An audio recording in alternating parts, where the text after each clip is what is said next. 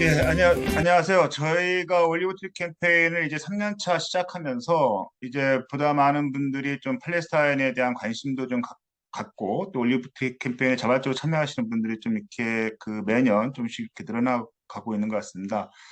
그럼에도 불구하고 아직은 좀 이렇게 일반 대중적으로 많은 분들이 참여하고 있는 상황은 아니어서 저희들이 이제 팔레스타인에 대해서 왜 관심하는지 또 올리브트리 캠페인이 갖고 있는 의미가 무엇인지에 대해서 좀 이렇게 그동안 참여해 오셨던 분들을 중심으로 해서 주문으로나마 이렇게 짧은 인터뷰 영상을 가지고 이런 내용들을 좀 보다 많은 분들과 공유를 하기 위해서 인터뷰 영상을 준비하고 있습니다. 오늘 영상 세 번째로 지금 일본에 계신 유시경 신부님을 모시고 인터뷰를 하려고 합니다. 유시경 신부님은 모든 분들이 잘 아시다시피 한국에 계실 때부터 팔레스타인에 대한 관심을 갖고 활동을 해오셨고 일본에서도 지속적으로 관심과 격려를 나눠주시면서 그 올리브 캠페인에 참여를 하고 계신데요. 일단 우선 우리 신부님 바쁜 시간 내주셔서 너무 감사하고요. 네, 간략하게 소개 말씀 좀 부탁드리겠습니다.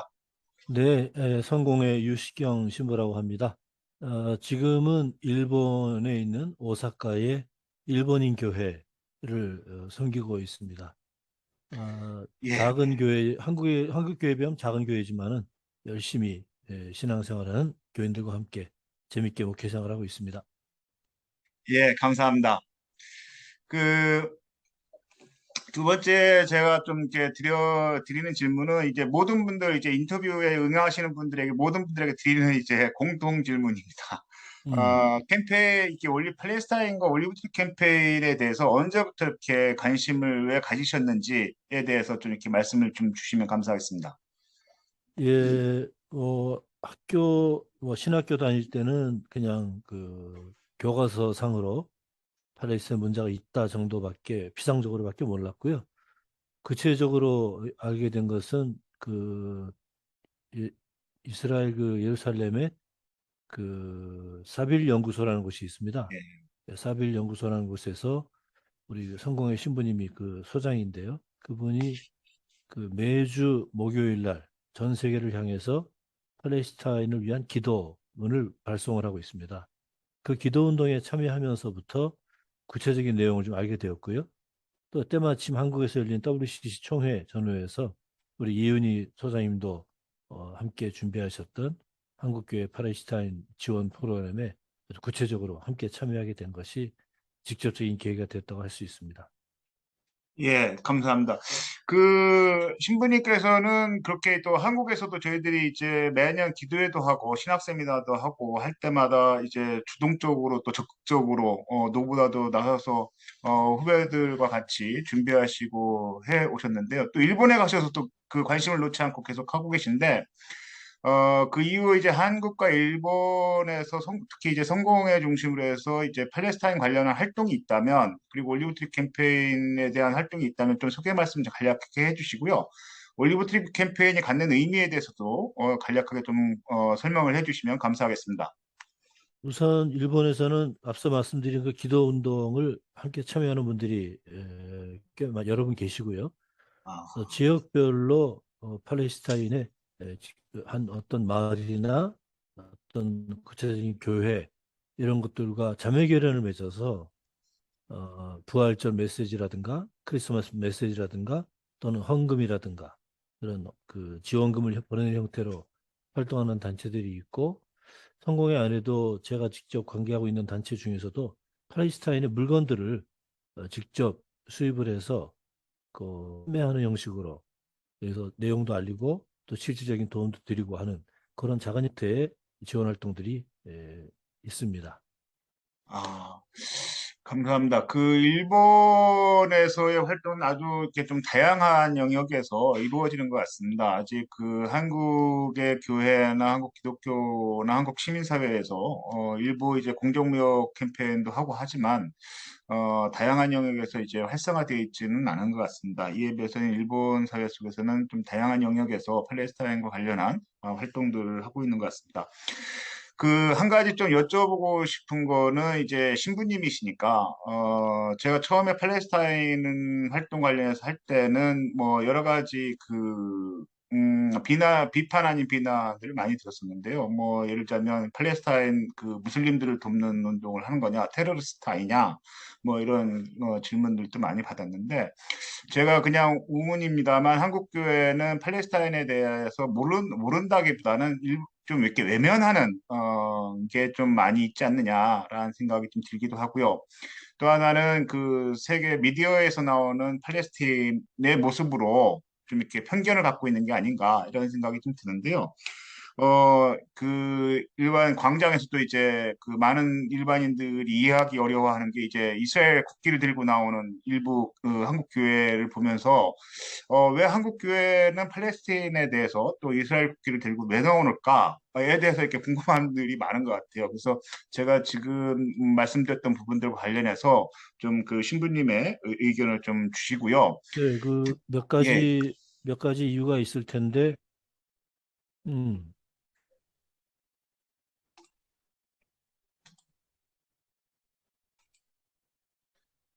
어, 신부님 예, 말씀을 좀 저 네, 인터넷이 살짝 끊겼던 것 같습니다. 예, 몇 가지 이유가 있을 텐데요. 예, 조금 인터넷 상태가 좀 안 좋았네요. 예, 예. 몇 가지 이유가 있을 것 같은데, 우선 저는 신학교에서 구약 성서도 배우고, 또 이스라엘 역사도 배우고, 또 세계 기독교사를 배웠지만은, 그, 이런 팔레스타인에 실제적으로 일어나고 있는 이런 지역 속에서의 신앙적인 갈등이라는 부분에 대해서는 배운 적이 없고요.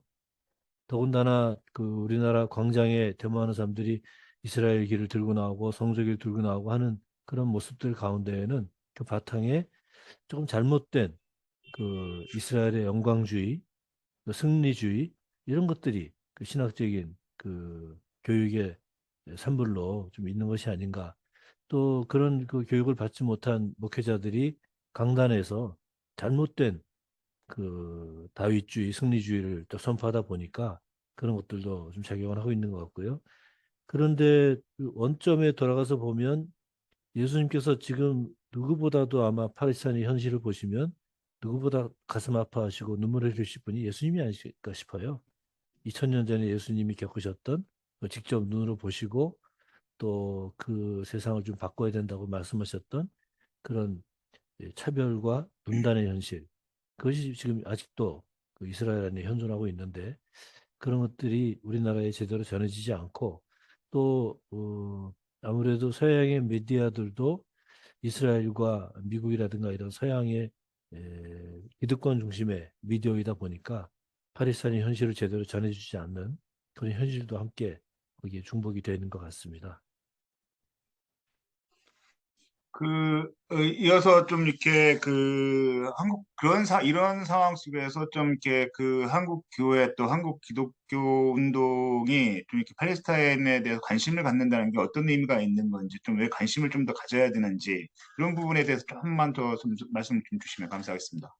예, 제가 뭐 그런 그 신학적인 이유까지 얘기할 만한 입장은 아닐지 모르겠는데 일단 제가 배우고 또 믿고 있는 신앙에 견주어 보면 예수님께서 장벽을 허물라고 하셨지 세우라고 하지 않으셨는데 팔레스타인 현실을 보면 이 분리 장벽을 세워서 이스라엘과 팔레스타인이 분리가 되고 있고 또 분리 장벽 속에 갇힌 사람들은 또 많은 경제적인 제재, 또 생활적인 제재, 또 외교상의 제재를 받고 있는 그런 현실이거든요.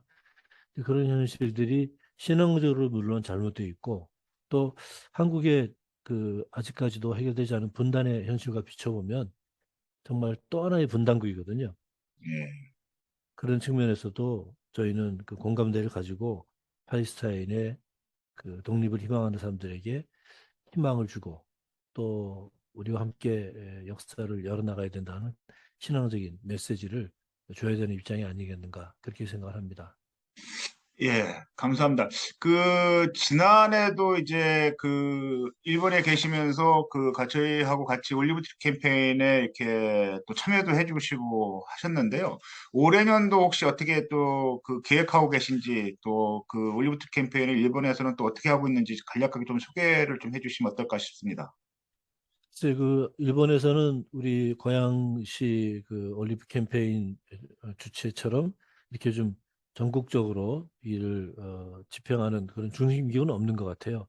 앞서 말씀드린 것처럼 각 지역별로 오히려 교회만이 아니고 시민사회에서도 팔레스타인을 지원하는 작은 네트워크들이 여러 가지가 있는데, 가능하다면은 지금 올리브 나무 심기 운동의 취지를 좀 더 좀 알리고, 또 어딘가가 좀 그런 일들을 추동해 나가는 좀 중심적인 역할을 할 수 있도록 한번 좀 일본 안에서도 올리브 캠페인이 좀 출범하는 그런 준비를 할 수 있으면 좋겠다 하는 생각을 하고요. 우선은 제가 일하는 제 교회를 중심으로 그런 일들을 알리고 또 캠페인을 하고 헌금도 모아갈 그런 생각입니다. 예, 감사합니다. 이제 마지막 이제 성탄, 지금 이제 인터뷰를 응해주시는 며칠 안 있으면 이제 성탄절인데요. 마지막으로 이제 성탄 인사와 주변에 이제 지인들 아시는 분들에게 이런 올리브 트리 캠페인에 좀 참여를 권유하는 인사로 마무리를 좀 해주셔야 되는데, 혹시 마무리 성탄 인사 하시기 전에 혹시 좀 부족한 부분이나 좀 이렇게 좀 더 이렇게 첨언해서 좀 하시고 싶은 말씀이 있으시면 간략하게 해주시고, 성탄 인사와 좀 마무리 인사를 좀 해주시면 감사하겠습니다. 네, 팔레스타인의 억압받고 있는 사람들을 위해서 일하는 일들은 우리 한국 교회가 한편으로 예수님의 말씀, 예수님의 신앙의 가르침에 돌아가는 신앙 운동이 될 수 있다고 보고요. 또 아울러서 과거에 한국 교회를 도와줬던 많은 분들에 대한 은혜의 갚음의 하나라고도 생각을 합니다. 우리 전쟁으로 정말 초토화되었던 한국에 많은 외국의 기독교인들이 기도와 지원을 아끼지 않았던 그런 역사가 있지 않습니까? 근데 지금 뭐 여러 가지 물론 난민도 있고 또 재해를 입은 분들도 있지만, 신앙적으로 볼 때는 팔레스타인 사람들이 가장 큰 억압의 현장에 있고, 그런 분들을 기억하고 기도하는 그런 운동이 필요하고요. 크리스마스는 어느 때보다도 예수님께서 인간 현실에 직접 오시는 그런 희망의 계절이기 때문에, 우리가 오시는 예수님을 맞이하는 준비와 더불어서 팔레스타인에 있는 우리 형제들에게도 우리 자매들에게도 크리스마스의 희망의 메시지를 함께 나눌 수 있는 그런 크리스마스가 됐으면 좋겠다, 그렇게 생각을 합니다. 예, 감사합니다. 아마 신부님 말씀이 이번 성탄절을 팔레스타인과 함께 보내고자 하는 분들에게 많은 격려와 또 힘이 되지 않을까 생각하고 있고요. 올해년도 저희들이 지난해에 비해서 약간 욕심을 부려서 한 1,500그루 이렇게 좀 목표로 좀 하고 있습니다. 그리고 마을도 이제 헤브론 수리프 마을과, 그리고 또 이제 이번 방문을 통해서 나블루스에 있는 아크라바 시하고 같이 또 두 개 마을을 또 같이 올리브트 캠페인을 해서 그쪽 지역 농민들과 같이 협력을 해나가기로 되어 있습니다. 아마 귀한 시간 이렇게 내주셔서 신부님의 말씀이 많은 분들에게 울림이 있게 좀 전해지지 않을까 이렇게 생각합니다. 오늘 말씀 대단히 감사하고요. 뵈니까 좀 많이 피곤해 보이십니다. 연말에 건강하게 잘 지내시기를 같이 네. 기도하겠습니다. 아유, 감사합니다. 소장님이야말로 정말 모양, 네, 고생 많으신데 작은 힘이나마 도움이 됐으면 좋겠습니다. 네, 예, 감사합니다, 고맙습니다. 신부님. 예, 예, 이것으로 마치겠습니다. 고맙습니다.